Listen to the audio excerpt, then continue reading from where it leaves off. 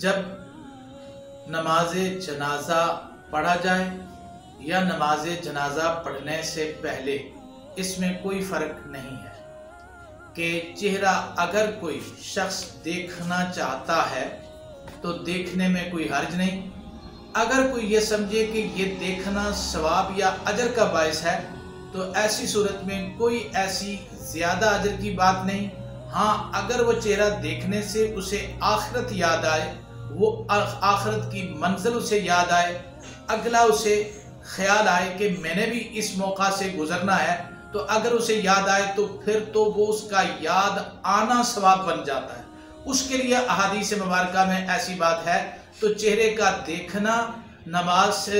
جنازہ سے پہلے یا بعد میں کوئی حرج نہیں۔ البتہ اگر کوئی غیر محرم عورت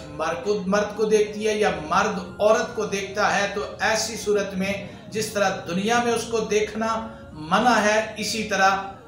جب وہ جنازہ ہو اس کا تو اس کو بھی دیکھنا منع ہے۔ اس کے لیے اگر ہم اس کو تھوڑا سا دیکھیں کہ جس طرح ہمارے معاشرے کے اندر بعض دیہاتوں کے اندر شہروں کے اندر بھی ہوتا ہے کہ ایک مرد کی میت پڑی ہوتی ہے اور پورے محلے کی پورے علاقے کی عورتیں اکٹھے ہو کے دیکھنا اور ایک دوسرے کو بتانا کہ میں اسپیشلی چہرہ دیکھنے کے لیے جا رہی ہوں، کسی غیر محرم کا چہرہ ہے، اور اس کو ثواب سمجھنا۔ جب ثواب سمجھا جائے تو پھر تو انتہائی بدعت اور انتہائی غلط بات ہو جاتی ہے، لیکن یہ دیکھنا بھی گناہ ہے۔ اس لحاظ سے ان چیزوں سے احتیاط کرنا ہے۔ عام نارملی اگر کوئی شخص پہلے دیکھے بعد میں دیکھے کوئی حرج نہیں ہے۔ ہاں، البتہ ہمارے معاشرے کی ایک اور کبھی رسم ہے کہ منہ دکھانا رکھنا، یعنی جس کو منہ رکھا جاتا ہے کہ دفن تو کر دیا لیکن چونکہ امانتاً دفن کیا گیا ہے اس وجہ سے کہ منہ دیکھنا ہے۔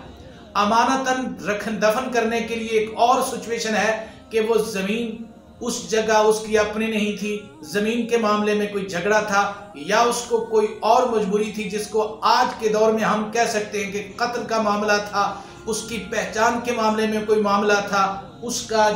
وہ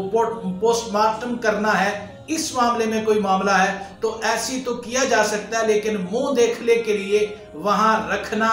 کوئی شرعی لحاظ سے یہ جواز کی صورت نہیں بنتی، اگرچہ ہم اس کو حرام بھی نہیں کہیں گے، لیکن